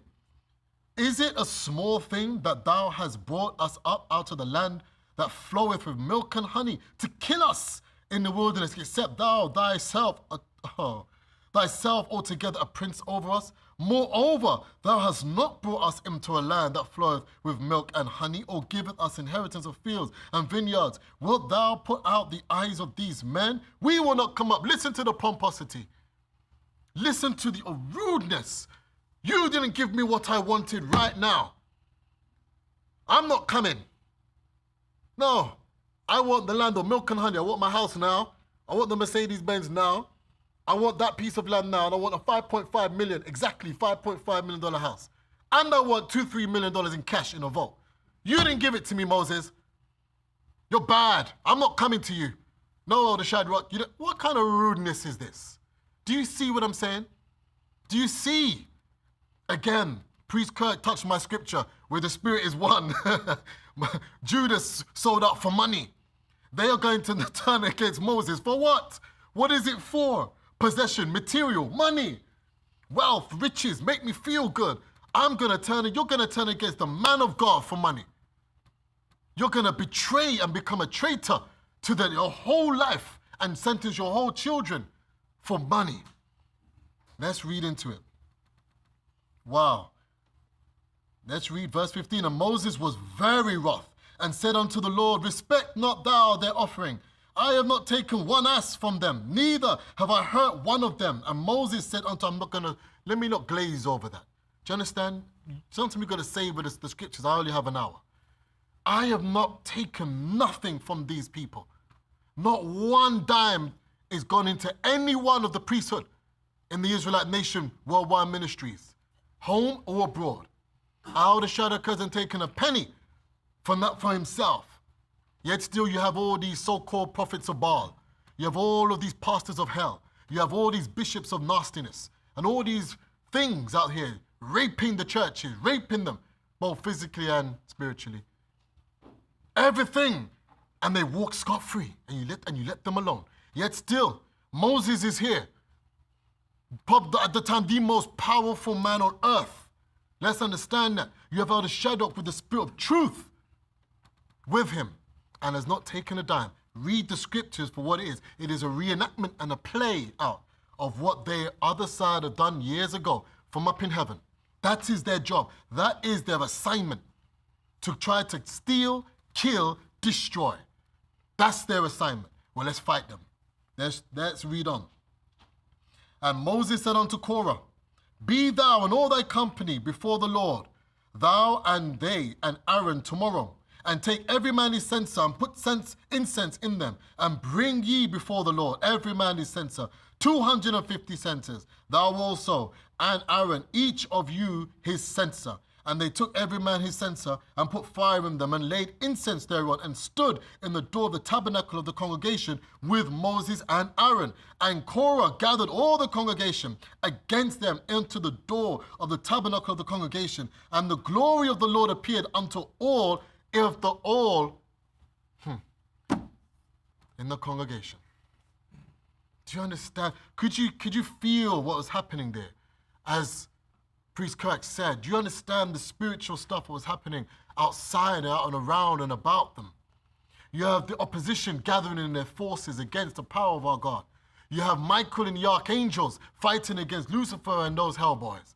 And they're there and there's a face-off. All in a battle of supremacy and for power of the earth and of the souls of men. Let's read on. And the Lord spake unto Moses. You understand what I'm saying? Ultimately, this is always going to go one way. He didn't speak to Aaron, to Korah, or Dathan, or Abiram. The Lord spoke to Moses and unto Aaron. That was coming there. Saying, separate yourselves from among this congregation, that I may consume them in a moment. And they fell upon their faces and said, O God, the God of the spirits of all flesh, shall one man sin, and wilt thou be wroth with the all congregation? And the Lord spake unto Moses, saying, speak unto the congregation, saying, get you up from about the tabernacle of Korah, Dathan, and Abiram. You see, they came as a unit. You see, what did Lucifer do? He gathered all, or 33%. Korah did the same thing. Come, Dathan, Abiram, and bring all your company with you. Bring us. We're all coming to gather up against Moses. Same story. Same story. What a wicked people. And Moses rose up and went unto Dathan and Abiram, and the elders of Israel followed him. You see, you have to understand this. There's always loyalty when there's disloyalty. There's always loyalty somewhere. The elders followed who? Moses. Okay. They didn't go with the masses. And he spake unto the congregation, saying, Depart, I pray you, from the tents of these wicked men. I never said it. So if you find yourself on the opposite side, being a traitor, a deceiver, or a Decepticon, as Elder Michael states, you are a wicked person. Depart, I pray you, from the tents of these wicked men, and touch nothing of theirs, lest ye be consumed in all their sins. You have to understand. Don't touch their thing. I'll say, oh, you know what, that looks nice. You're going to die tomorrow, but I'm going to take your TV. I'm going to take your shoes. I'm going to take a car. That's nice. Leave it with them. It's contaminated. So they got up from the tabernacle of Korah, Dathan, and Abiram on every side, and Dathan and Abiram came out and stood in the door of their tents, and their wives, and their sons, and their little children. Oh, all of them. This is what's going to befall you. You see, when you rise up and you become a traitor, you decide to betray the very hand that's helping you and leading you. There is no other way out for you but this, death. It's simple. Judas, death. David, even, death. And there was war in all of his household because of the mistakes he made. Do you understand what I'm saying? And there's even more. Lucifer himself, death. That's his end. We read it 2 weeks ago. So keep on betraying, or don't. And it says, and Moses said, hereby ye shall know that the Lord hath sent me to do all these works, for I have done them I have not done them of my own mind. I didn't come here by myself. It wasn't of my own mind and strength that I came with all of these words to speak unto you. Just like the Christ said, the words I speak is not of mine own, but of that of my Father. So everything that is being done in this book as an Israelite and these men is of the God of Israel. There are some very, very big champions in this book. Champions, and worthwhile mentioning champions in this book. Elder Andrew and I were describing just 3 of them. Just 3 of them, champions of this book that refused to turn against the God of Israel. Noah, when there was all wickedness around him, he could have gone and done the bongo drumming and the witchcraft dancing and the sacrificial lambs and the banqueting and the making themselves and the perverseness. He didn't. You have Job. Job didn't do it. Job refused. He went through some sickness and disease. Lost everything in one day. How many of us could survive that torment without people saying, curse God and die? Which one? Then you have Daniel. Feed him to the lions. Let him feel every tear of the lion's jaw, lockjaw and ripping your legs apart, tearing your face. You ever been clawed by a bear? You ever seen a man clawed by a bear? It's not a pretty sight. But these men stood fast and they believed in our God. They didn't betray him. Let me read on. That's such a powerful thing. But if the Lord make a new thing, and the earth open her mouth and swallow them up with all that appertaineth unto them, and they go down quickly into the pit, then ye shall understand that these men have provoked the Lord. And it came to pass, as he had made an end of speaking all these words, that the ground clave asunder that was under them. And the earth opened her mouth and swallowed them up, and their houses, and all the men that appertained unto Korah, and all their goods. Listen to understand what's something.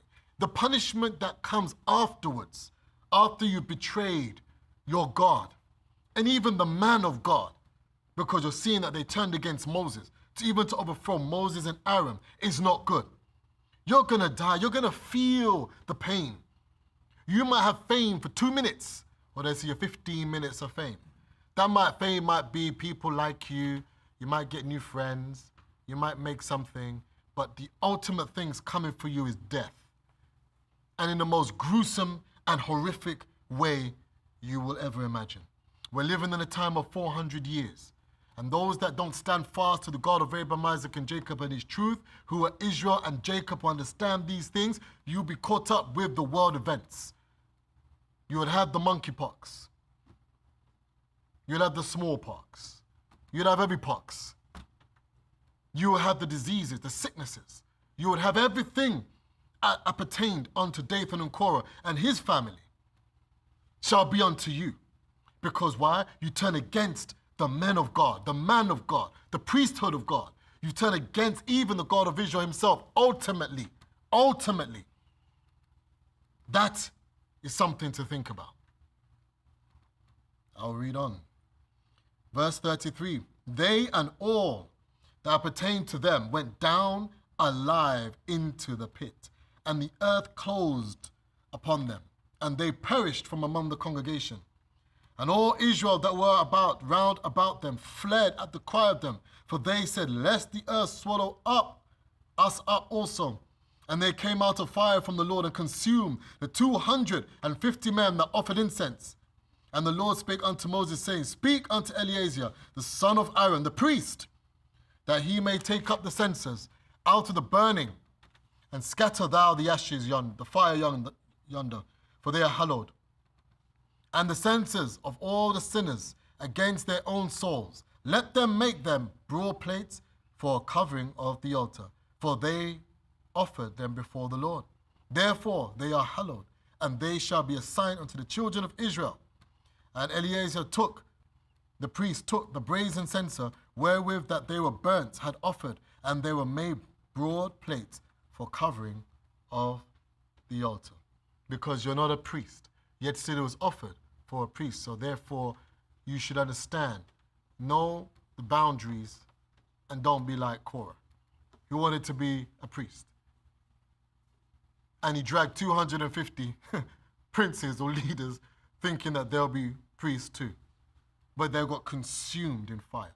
My point is this: the end of betrayal is not pretty. The end of betrayal might seem good for a moment, but there is a swift judgment that always precedes betrayal. We look at it today in today's terms. We look at it just in the natural terms. People that betray each other, what happens? They seek revenge.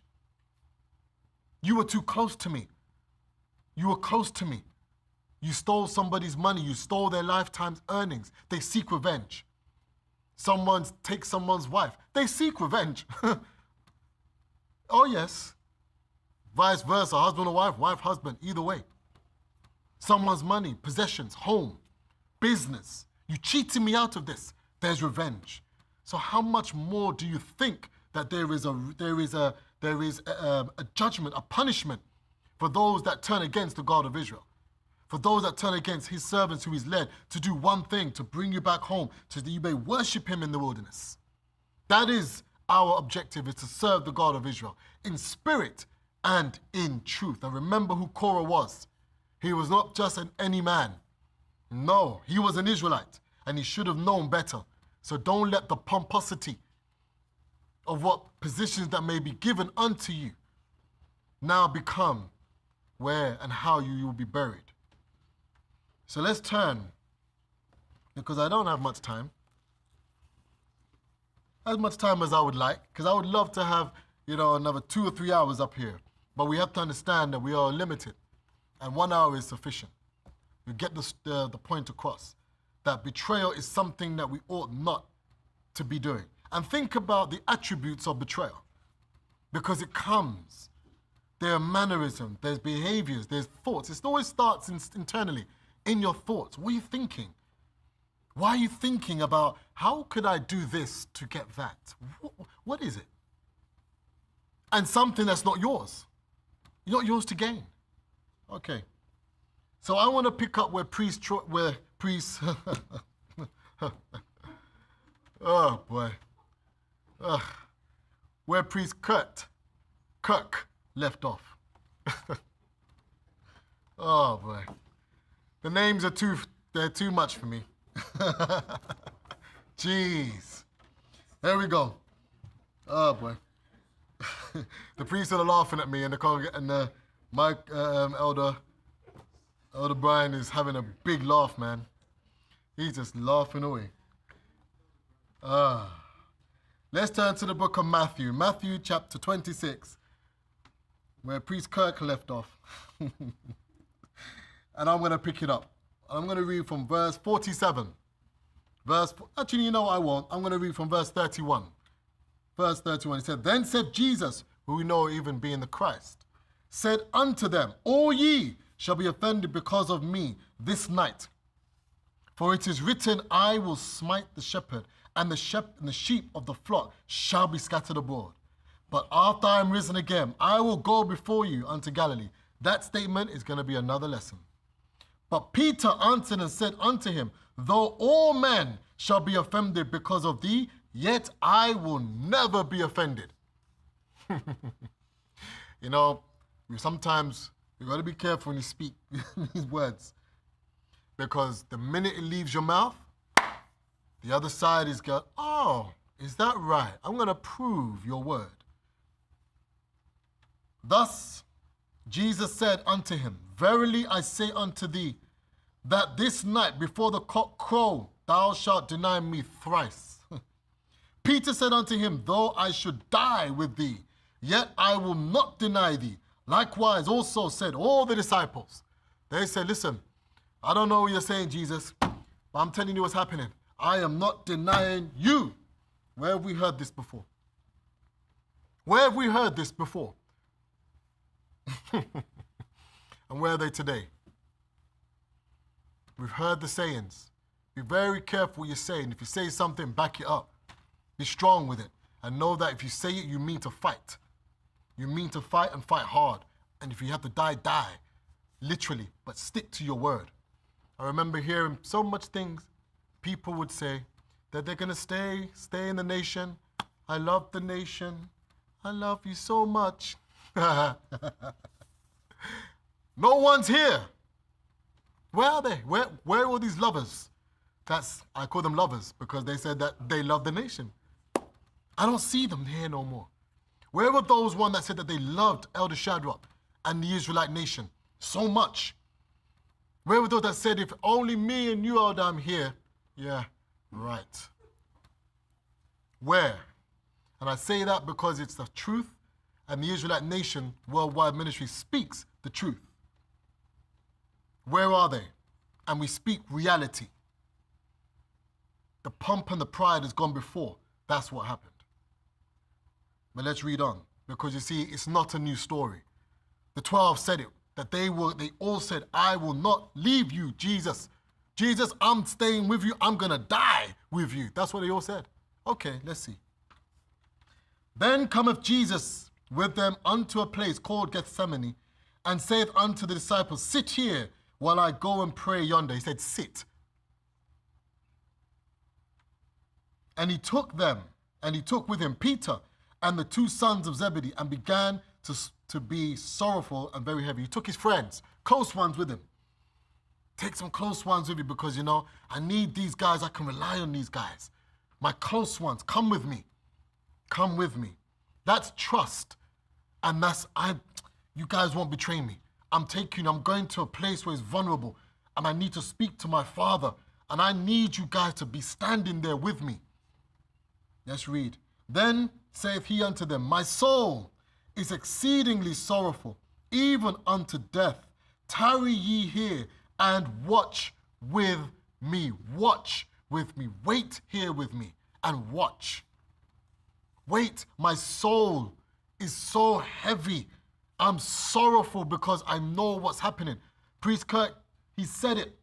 You can imagine the other side there, and they're just pounding. He can see them.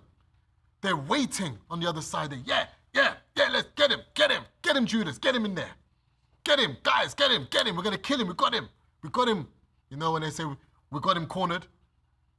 Think about how he feel. And he went a little further. He went further from them and fell on his face and prayed. Imagine, this is the Christ we're talking about here, brethren, friends and guests. This is the Christ. Do you understand? He could have called down 12 legions of heaven, angels, and flattened the entire earth, just like that. But yet still, he went and he fell on his face for who? Ungrateful people. And he said, "Oh, my Father, if it be possible, let this cup pass from me. If it be possible, let this pain of this body that I'm feeling betrayed. I'm feeling the pain physically. I'm seeing the taunts of the other side. They're mocking me. I'm seeing my own people before me throwing stones. They're getting ready to gather against me. They're mounting up the report. I can see the instrument of death that they've got laid waiting for me. I can almost feel the thorns being pressed upon my face and my head. I can feel the lashes that they're beating me. I can feel it already. I'm feeling this. Oh, man. You have to understand what he's saying. I'm feeling this. I'm feeling it. And my friend, I'm going to come to it just now. Nevertheless, he said, if it be possible, let this cup pass from me. Nevertheless, not as I will, but as thou wilt. Do you know he's talking to his father? Do you think his father was smiling? Do you think the God of Israel is up in heaven looking down smiling? Do you think he was happy and joyous? Yay! No, he was not. He's looking at his son. Tell me which one of you have children, who have a son, and you see your son in pain and torment and despair, and you cannot go and save him. That would drive you crazy. It's like you're in a prison cell and your son's outside and he's going through all kinds of things and you can't help him. You can't save him. He has to go through it because that's the sentence being given to him. Just think about that for a minute. And he cometh unto the disciples and findeth them asleep, and said unto Peter, what? You know, that's us. What? Could ye not watch with me 1 hour? Just 1 hour. Just watch with me. Watch and pray that ye enter not into temptation. The spirit indeed is willing, but the flesh is weak.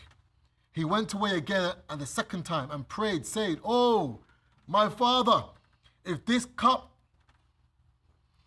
may not pass away from me, except I drink it, thy will be done. My Father, this cannot go anywhere because I have to do it. What you've said for me to do, I must do it. I can't betray you. I can't turn my back on you. I can't just leave, because if I do, the other side will have victory. And they can't have a victory 2 times, because then that will be it. You just destroy the earth.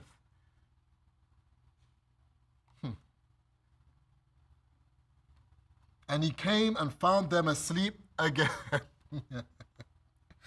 They went back to sleep. They're tired, you know. Maybe had itis, I don't know. Maybe had some food, and because, you know, this is after the Passover meal, right? After food, people like to sleep. So they had, this Passover was good, but, you know, okay, Jesus, okay, I'm watching, and they're gone. That's it. Second time. And he left them and went away again and prayed the third time, saying the same words. You see, this is the Christ. And he's gone back 1, 2, 3 times. Look at the humility, man. Look at I need you to understand what he's saying.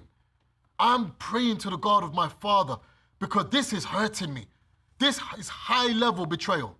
This is not small betrayal. This is exceedingly painful, because what preceded that betrayal was preceding my own. Priest Kirk read it, the number 1 of the 12.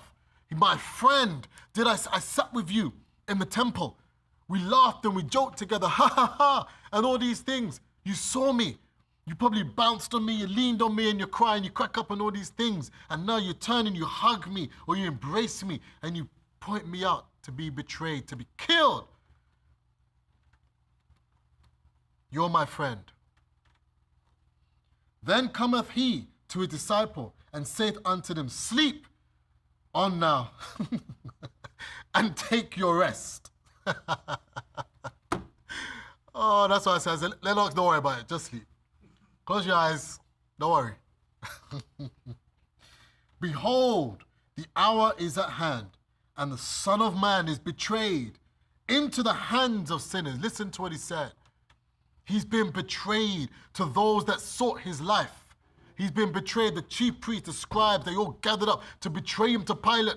Kill him, Pilate, kill him. To who? The others. To a Gentile nation, a people that don't know our God. Kill him. Give him your own flesh.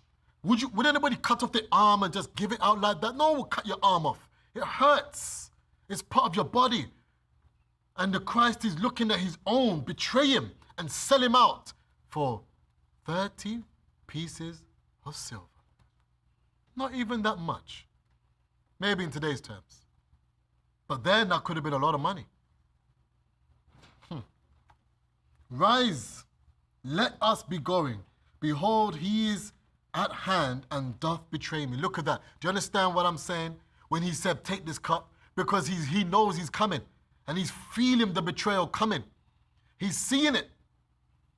And while he yet spoke, lo, as he's speaking, lo, Judas, one of the 12, came, and with him a great multitude with swords and staves, from the chief priests and the elders of the people. Now he that betrayed him gave them a sign, saying, whosoever I shall kiss, that same is he. Hold him fast. So they didn't know exactly who they were looking for. They didn't know who they were looking for exactly, because Judas had to point him out. Oh my God. You see, when you begin to understand and see a spiritual story like this, it's very emotional to read, because it goes on to say, and forthwith he came to Jesus and said, Hail, Master, and kissed him. Hail, Master. So he acknowledged him and kissed him. Imagine that. And Jesus, or the Christ, said unto him, this is the part you have to understand, and even the humility of the Christ. He said, friend, wherefore art thou come? Huh? Friend. Do you know, when you read the scriptures, do you actually feel anything? If you feel something, let me know. Because when you understand your friend is coming to betray you, then came they and laid hands on Jesus and took him. Imagine that. Let's come on, just rough him up. Just rough him up. And behold, one of them, which were with Jesus, stretched out his hand and drew his sword and struck a servant of the high priest and smote off his ear. That probably be maybe me. Because I can't see people coming and I don't like them things, you see. You come in and touch one of my priesthood, my members, Elder Shadrach, the violence within me will arise. It will arise. I'm telling you. So I sweat now, I feel it. I'm telling you, I don't like that. Because I'm like, who do you think you are? Do you understand who this is? And behold, I read on verse 52. Then said Jesus unto him, put up again thy sword into his place, for all that they that take the sword shall perish with the sword. That's why I don't go and fight it. That's why not one of us had to spend an arrow when it was time for us to cross through the Red Sea. When we left Egypt, we didn't have to. Don't worry about it. Because who? The God of Israel fights for us. Thinkest thou that I cannot now pray to my Father, and he shall presently give me more than 12 legions of angels? But how then shall the scripture be fulfilled that thus it must be? Imagine that. Imagine that. Still showing humility. Still showing, I'm not going to use my own ego or envy. Not envy, ego. and say, I'm the Christ. I've got legions of angels at my beck and call. You think you are? None of that came out. He said the scripture must be fulfilled, for I've come in the name of my Father. And in that same hour said Jesus to the multitudes, are ye, now this is one you have to understand, to the multitudes of people, just think about this. You're only doing good. You're only teaching good. You're only doing things to heal people of their sickness, their disease, your ailments, your mental psychology or schisms, your mental health issues, as they call it, your spiritual issues. And all they come, these same ones, think about it, these same ones whom you've helped, they all come up against you with the accusations. They come up against you, the hissing of the teeth. They come up against you, the pointing of the finger. They come up against you with lies. They come up against you with murmurings. You standing there, all you've done is done your best to heal them. You didn't come of your own accord, and they know that. But the spirit of wickedness, the spirit of Satan that works up in heaven, that's on earth, works amongst them.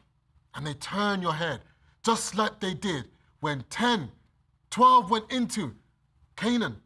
10 came back with an evil report and polluted the whole congregation of Israel. 10. And they all betrayed Israel. They all betrayed Moses and Aaron. They all betrayed the God of Israel. They betrayed the Christ and said, let's make a captain to go back, reenacting exactly what they did up in heaven.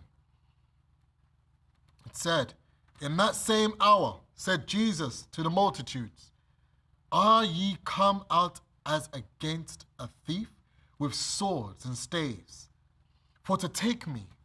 Listen to the motion. I want you to understand something. We're talking about Jesus the Christ because he was in the body of Jesus. Jesus said 0. The Christ is speaking. Are you come up against me, with swords and staves? Are you come up against me to persecute me, to put me out to the government, to put me out to the law, to prosecute me, to kill me?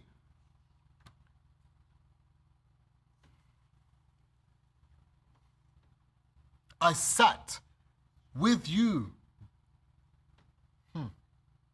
teaching in the temple, and ye laid no hold on me.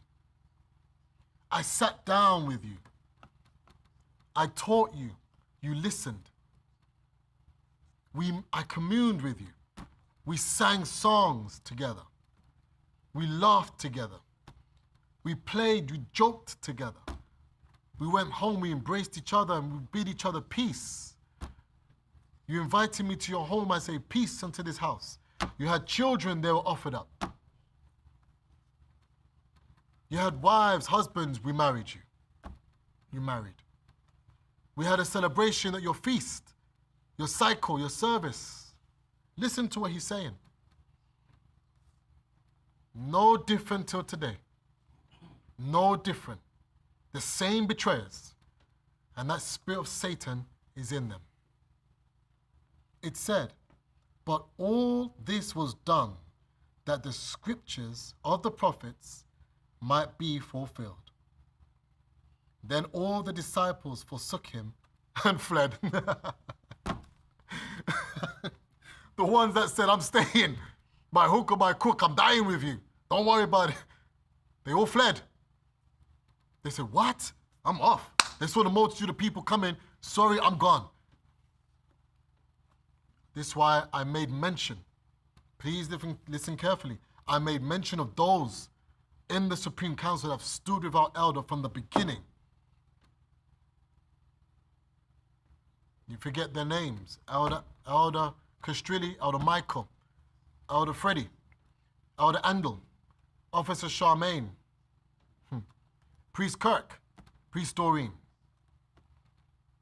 From the beginning in this nation, by hook or by crook, they stay, you fight.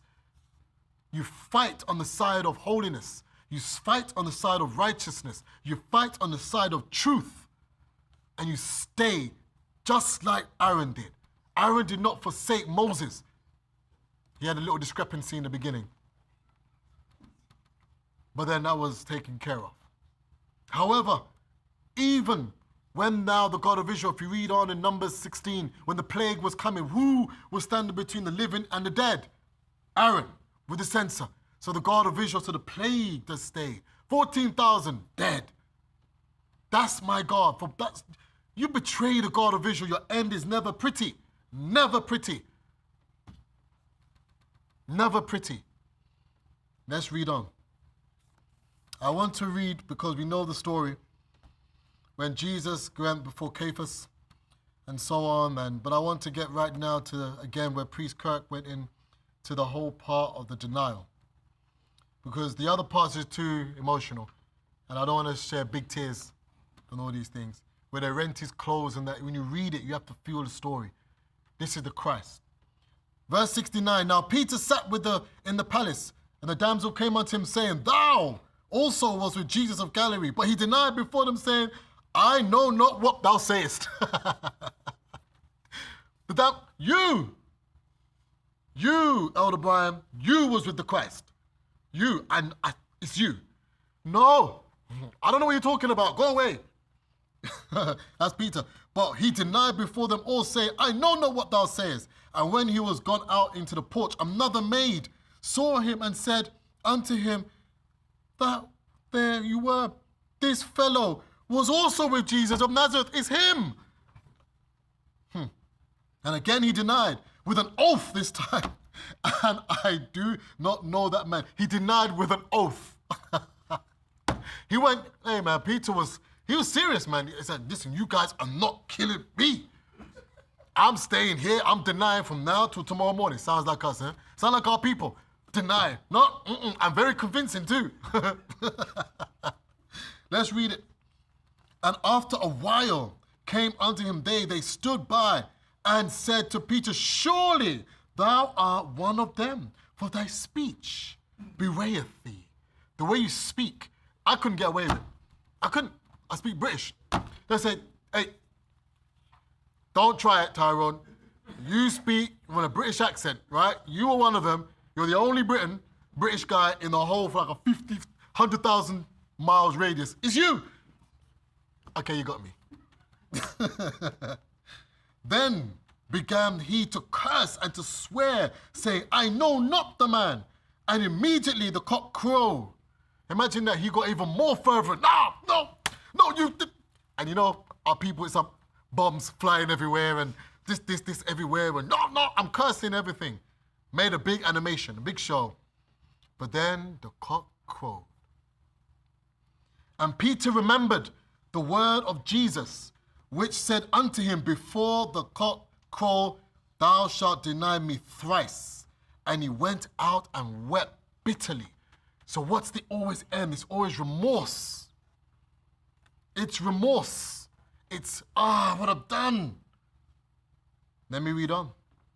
When the morning, chapter 27, very quickly. When the morning was come, all the chief priests and the elders of the people took counsel against Jesus to put him to death.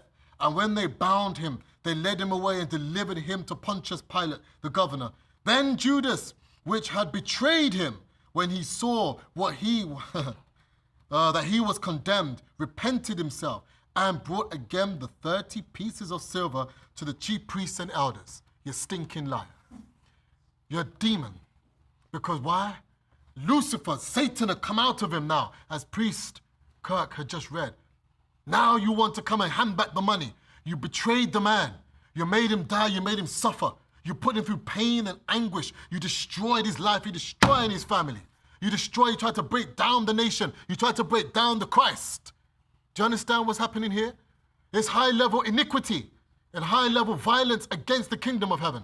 And this is what the God of Israel, speaking of us, ought not to do, because it happened in heaven.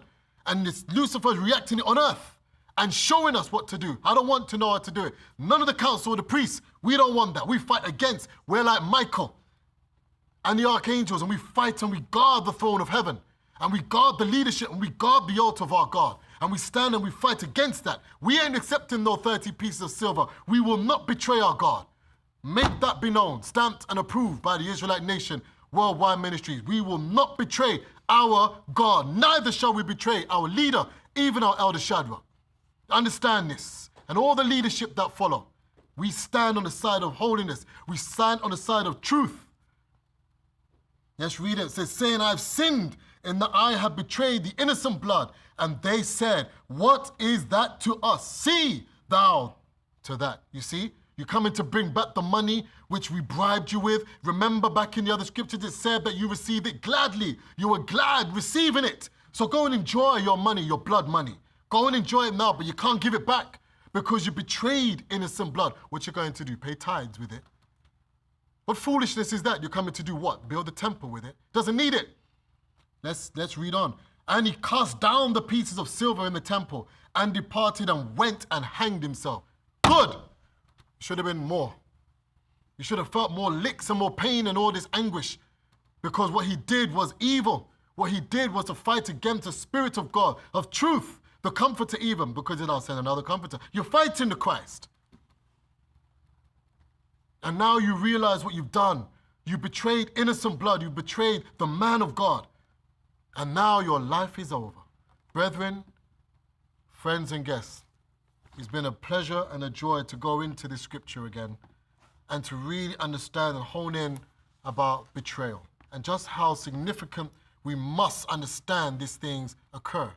But we must never give in to that spirit of Satan or betrayal, because indeed there is always a heavy price to pay. We have one leadership in the nation, one leadership, one spirit, one body, and one God, who's the God of Abraham, Isaac, and Jacob, and the Christ being the head of the church, which is us. So with that, I'd like to say I hope you've had a great day. Happy birthday to Cheryl and Cycle. Happy birthday, Cheryl. Hope you have a great one, actually, Cheryl. How old are you, 28? Good. And even Jakem, 22 years old, or 21. Have a wonderful, wonderful cycle, guys. This is how we do. Jakem and Cheryl, wonderful cycle. Peace, love, truth, prosperity, and power be upon you. And all praises to our God, the God of Israel. Peace.